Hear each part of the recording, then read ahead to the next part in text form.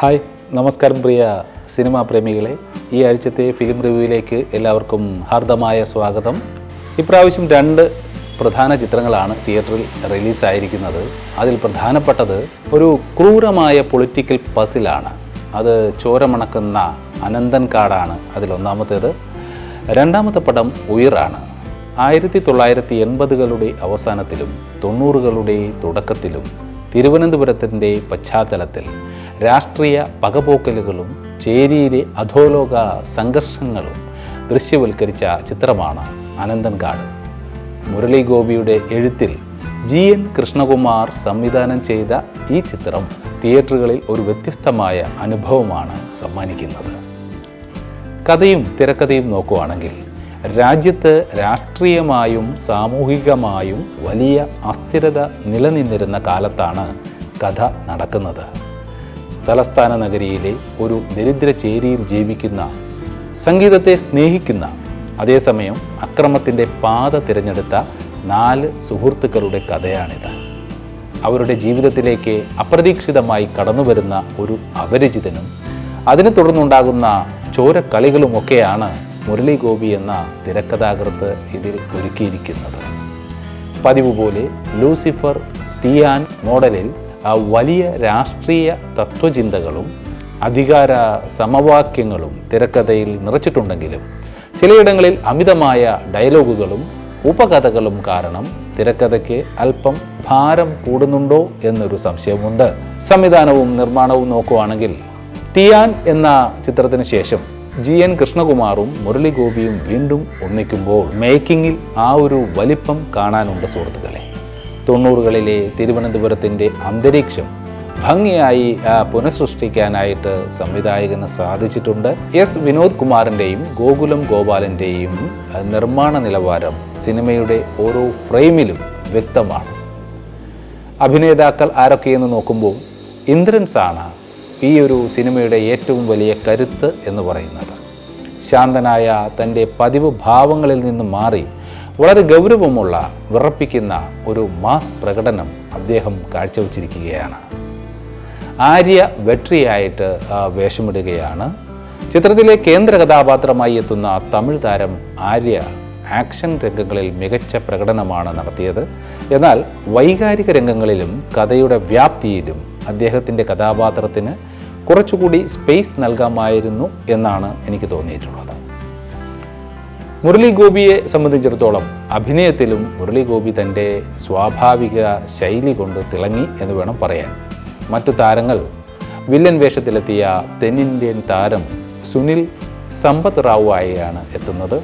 അദ്ദേഹം ക്രൂരത നിറഞ്ഞ പ്രകടനം കാഴ്ചവെച്ചപ്പോൾ വിനയചന്ദ്രൻ, ദേവ് മോഹൻ, അപ്പാനി ശരത് എന്നിവരും തങ്ങളുടെ ഭാഗം ഭംഗിയാക്കിയിട്ടുണ്ട്.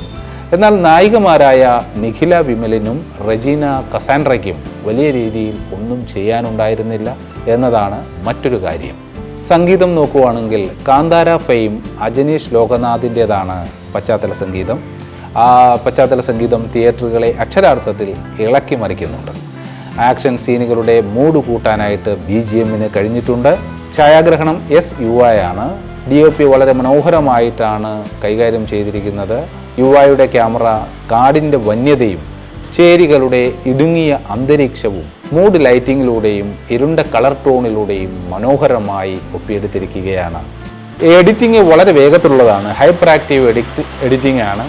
ആക്ഷൻ രംഗങ്ങളിൽ ഇത് ആവേശം കൂട്ടുമെങ്കിലും ചില വൈകാരിക രംഗങ്ങളിൽ പെട്ടെന്ന് കട്ടുകൾ വരുന്നത് കഥയുടെ ഫീൽ നഷ്ടപ്പെടുത്തുന്നുണ്ട്. ഓഡിയൻസ് ആൻഡ് തിയേറ്റർ റെസ്പോൺസ് നോക്കുവാണെങ്കിൽ ഡോൾബി സിനിമ 2Dയിൽ സിനിമ കാണുന്നവർക്ക് ഇതൊരു മികച്ച ദൃശ്യ ശ്രാവ്യ വിരുന്നാണ്. പ്രത്യേകിച്ച് യുവാക്കളായ പ്രേക്ഷകർ ചിത്രത്തിലെ അക്രമരംഗങ്ങളും ഇന്ദ്രൻസിൻ്റെ മാസ് മാറ്റങ്ങളും കണ്ട് ആവേശത്തിലാണ്. എന്നാൽ ഒരു ഫാമിലി ഓഡിയൻസിന് കാണാൻ പറ്റിയ ചിത്രമാണോ ഇത് എന്ന് സംശയമുണ്ട്. ക്രൂരമായ പീഡനമുറകളും ചീത്തവിളികളും ഉള്ളതുകൊണ്ട് തന്നെ കൃത്യമായൊരു A സർട്ടിഫിക്കറ്റ് പടമാണിത്. ബുക്ക് മൈ ഷോയിൽ 8.8 ഔട്ട് ഓഫ് 10 റേറ്റിംഗ് ഉണ്ടെങ്കിലും സിനിമയുടെ രണ്ടാം പകുതിയിലെ ചില വലിപ്പിച്ചു നീട്ടലുകൾ കാരണം സമ്മിശ്ര പ്രതികരണങ്ങളും തിയേറ്ററുകളിൽ നിന്ന് വരുന്നുണ്ട്. ചുരുക്കത്തിൽ അക്രമം നിറഞ്ഞ ഒരു പൊളിറ്റിക്കൽ ത്രില്ലർ ആഗ്രഹിക്കുന്നവർക്കും ഇന്ദ്രൻസിൻ്റെ വേറിട്ട അഭിനയം കാണാൻ താല്പര്യമുള്ളവർക്കും ടിക്കറ്റ് എടുക്കാവുന്ന ഒരു വൺ ടൈം വാച്ചബിൾ ചിത്രമാണ് അനന്തൻകാട്. മറ്റൊരു പടം ഉയറാണ്. ആ ഒരു ഉയർ എന്ന മൂവി പ്രൊസീജറൽ ഡ്രാമയുടെ സത്യസന്ധതയും ക്ലീശകളുടെ ഭാരവുമുള്ള ഒരു ചിത്രമാണ്. ജോസഫ്, വർഗം എന്നീ ചിത്രങ്ങളിലൂടെ മലയാളിക്ക് പരിചിതനായ എം പത്മകുമാർ സംവിധാനം ചെയ്ത് 2026 ജൂൺ 26 തിയേറ്ററുകളിലെത്തിയ ഇൻവെസ്റ്റിഗേഷൻ ത്രില്ലറാണ് ഉയർ. യഥാർത്ഥ സംഭവങ്ങളെ അടിസ്ഥാനമാക്കി ഒരുക്കിയ ഈ ചിത്രം ഒരു ക്രൈം ഡ്രാമ എന്ന നിലയിൽ പ്രേക്ഷകരെ ഒരു പരിധിവരെ ആകർഷിക്കുന്നുണ്ടെങ്കിലും പഴയകാല മേക്കിംഗ് ഫോർമുലകൾ പൂർണ്ണമായി കൈവിടാൻ സിനിമ തയ്യാറായിട്ടില്ല. സ്റ്റോറി ആൻഡ് സ്ക്രിപ്റ്റ് നോക്കുവാണെങ്കിൽ കേരള കർണാടക അതിർത്തിയോട് ചേർന്നുള്ള കണ്ണൂരിലെ ഒരു പോലീസ് സ്റ്റേഷനിലേക്ക് പ്രൊബേഷൻ IPS ഓഫീസറായി അജീബ് റഹ്മാൻ റോഷൻ മാത്യു ആണ് ആ കഥാപാത്രം കൈകാര്യം ചെയ്തിരിക്കുന്നത്. അയാൾ എത്തുന്നതോടെയാണ് സിനിമ ആരംഭിക്കുന്നത്. ചാർജ് എടുത്ത ഉടൻ തന്നെ ഉപേക്ഷിക്കപ്പെട്ട ഒരു കിണറ്റിൽ നിന്നും അഴുകിയ നിലയിൽ ഒരു സ്ത്രീയുടെ മൃതദേഹം അജീബിന് ലഭിക്കുകയാണ്. തുടർന്ന് നടത്തുന്ന അന്വേഷണത്തിൽ അത് ശോഭ എന്ന കർണാടകയിൽ നിന്നുള്ള തോട്ടം തൊഴിലാളികളുടേതാണെന്ന് തിരിച്ചറിയുകയാണ്. ശ്രുതി മേനോനാണ് ആ ഒരു ക്യാരക്ടർ കൈകാര്യം ചെയ്തിരിക്കുന്നത്.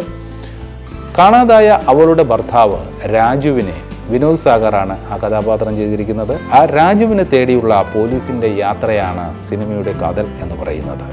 പോലീസ് ഉദ്യോഗസ്ഥനായ ഷാജി മാറാടും ഗായകൻ കൂടിയായ നിഖിൽ കെ മേനോനും ചേർന്നാണ് ചിത്രത്തിൻ്റെ തിരക്കഥയും സംഭാഷണവും ഒരുക്കിയിരിക്കുന്നത്. ഇലവീഴ പൂഞ്ചറയ്ക്ക് ശേഷം ഷാജി മാറാട് എഴുതുന്ന ചിത്രം എന്ന നിലയിൽ പോലീസിൻ്റെ യഥാർത്ഥ ഗ്രൗണ്ട് വർക്കുകളും പ്രൊസീജറുകളും വളരെ റിയലിസ്റ്റിക് ആയി തന്നെ ആദ്യ പകുതിയിൽ അവതരിപ്പിക്കാൻ ഇവർക്ക് കഴിഞ്ഞിട്ടുണ്ട്. എന്നാൽ രണ്ടാം പകുതിയിൽ ഒരേ സംഭവം പലരുടെ കാഴ്ചപ്പാടുകളിലൂടെ ആവർത്തിച്ച് കാണിക്കുന്ന രീതി കഥയുടെ വേഗതയെ വല്ലാതെ ബാധിക്കുകയാണ്. സംവിധായകനും നിർമ്മാതാവുമൊക്കെ നോക്കുകയാണെങ്കിൽ എം പത്മകുമാർ എന്ന പരിചയസമ്പന്നനായ സംവിധായകന് സിനിമയുടെ വൈകാരികമായ ക്ലൈമാക്സ് രംഗങ്ങൾ ഭംഗിയായി കൈകാര്യം ചെയ്യാനായിട്ട് സാധിച്ചിട്ടുണ്ട്. എന്നാൽ ത്രില്ലർ പ്രേക്ഷകർ ഒരുപാട് കണ്ടു ശീലിച്ച പഴയകാല ഇൻവെസ്റ്റിഗേഷൻ ക്ലീശകളും ഒരു അനാവശ്യ ഐറ്റം സോങ്ങും തിരികെ കയറ്റിയത് പത്മകുമാറിൻ്റെ മേക്കിങ്ങിലെ പോരായ്മയാണ് എന്ന് പറയേണ്ടിയിരിക്കുന്നു. സന്തോഷ് ത്രിവിക്രമൻ്റെ നേതൃത്വത്തിൽ വൗ സിനിമാസ് നിർമ്മിച്ച ഈ ചിത്രത്തിൻ്റെ നിർമ്മാണ നിലവാരം പുലർത്തുന്നതിൽ നിർമ്മാതാവ് പൂർണ്ണമായും വിജയിച്ചിട്ടുണ്ട്. തലശ്ശേരി, കുടക്, പാലക്കാട്, മുംബൈയിൽ തന്നെ ധാരാവി എന്നിവിടങ്ങളിലെ ലൊക്കേഷനുകൾക്ക് കഥയ്ക്ക് അനുയോജ്യമായ രീതിയിലാണ് ഉപയോഗിച്ചിരിക്കുന്നത്. അഭിനേതാക്കളുടെ പ്രകടനമൊക്കെ നോക്കുവാണെങ്കിൽ റോഷൻ മാത്യു SI അജീബായിട്ട് വേഷമിടുകയാണ്. തൻ്റെ മുൻകാല ചിത്രമായ ആ റോന്തിലെ തുടക്കക്കാരനായ പോലീസുകാരൻ്റെ വേഷം പോലെ തന്നെ ഇതിലെ അജീബിനെയും റോഷൻ മനോഹരമാക്കിയിട്ടുണ്ട്. ഉള്ളിൽ ട്രോമ പേറുന്ന എന്നാൽ കേസ് തെളിയിക്കാൻ ആത്മാർത്ഥമായി ശ്രമിക്കുന്ന പോലീസുകാരനെ റോഷൻ സ്വാഭാവികമായി തന്നെ അവതരിപ്പിച്ചിട്ടുണ്ട്. ബൈജു സന്തോഷാണ് മറ്റൊരാൾ. ജോയി ആയിട്ട് വേഷമിടുകയാണ്. അജീബിനോടൊപ്പം നിൽക്കുന്ന സീനിയർ പോലീസ് ഉദ്യോഗസ്ഥനായ ജോയിയുടെ വേഷത്തിൽ ബൈജു സന്തോഷ് തിളങ്ങിയിട്ടുണ്ട്. എടുത്തുചാട്ടമില്ലാതെ പക്വതയുള്ള ഒരു പോലീസുകാരനായി അദ്ദേഹം മികച്ച പിന്തുണയാണ് നൽകിയിരിക്കുന്നത്. ശ്രുതി മേനോൻ ആൻഡ് വിനോദ് സാഗറിനെ നോക്കുവാണെങ്കിൽ ശോഭയായി എത്തിയ ശ്രുതി മേനോനും വില്ലൻ സ്വഭാവമുള്ള രാജുവായി എത്തിയ തമിഴ് താരം വിനോദ് സാഗറും തങ്ങളുടെ കഥാപാത്രങ്ങളോട് നീതി പുലർത്തിയിട്ടുണ്ട്. സയാമി ഖേറാണ് മറ്റൊരു താരം. മുംബൈയിലെ ഒരു ഉന്നത പോലീസ് ഉദ്യോഗസ്ഥയായി അതിഥി വേഷത്തിലെത്തിയ സയാമി ഖേർ ചിത്രത്തിൽ ശ്രദ്ധേയമായ സാന്നിധ്യമായിട്ടുണ്ട്. വിനീത് തട്ടിൽ, ഷാജു ശ്രീധർ എന്നിവരും തങ്ങളുടെ വേഷങ്ങൾ ഭംഗിയാക്കിയിട്ടുണ്ട്. സാങ്കേതിക വശങ്ങളൊക്കെ നോക്കുവാണെങ്കിൽ സംഗീതം മണികണ്ഠൻ അയ്യപ്പൻ്റെ ഗാനങ്ങളും പശ്ചാത്തല സംഗീതവും ചിത്രത്തിൻ്റെ മൂഡിനോട് ചേർന്ന് നിൽക്കുന്നതാണ്. പ്രത്യേകിച്ച് വൈകാരിക രംഗങ്ങളിലെ BGM പ്രേക്ഷകരിൽ ചലനമുണ്ടാക്കുന്നുണ്ട്. ഛായാഗ്രഹണം നോക്കുവാണെങ്കിൽ അജയ് ഡേവിഡ് കാച്ചപ്പിള്ളിയുടെ ക്യാമറ കണ്ണൂരിലെ ഗ്രാമീണ ഭംഗിയും മുംബൈയിലെ തിരക്കേറിയ തെരുവുകളും വ്യത്യസ്തമായ ടോണുകളിൽ മനോഹരമായി പകർത്തിയിട്ടുണ്ട്. ചിത്രസംയോജനം എഡിറ്റിംഗ് നോക്കുവാണെങ്കിൽ രഞ്ജൻ എബ്രഹാമിൻ്റെ എഡിറ്റിംഗ് ആദ്യ പകുതിയിൽ മികച്ചതായിരുന്നുവെങ്കിലും രണ്ടാം പകുതിയിലെ വിരസതയുണ്ടാക്കുന്ന ഫ്ലാഷ് ബാക്കുകളെ ലഘൂകരിക്കാൻ എഡിറ്റർക്ക് കൂടുതൽ സ്വാതന്ത്ര്യം എടുക്കാമായിരുന്നു. ഓഡിയൻസ് ആൻഡ് തിയേറ്റർ റെസ്പോൺസ് നോക്കുവാണെങ്കിൽ ബുക്ക് മൈ ഷോയിൽ ആദ്യ ദിനങ്ങളിൽ തന്നെ 9.1 ഔട്ട് ഓഫ് 10 എന്ന മികച്ച റേറ്റിംഗ് നേടാനായിട്ട് ചിത്രത്തിന് കഴിഞ്ഞിട്ടുണ്ട്. തിയേറ്ററുകളിൽ നിന്നും സമ്മിശ്രമായ പ്രതികരണമാണ് ലഭിക്കുന്നത്.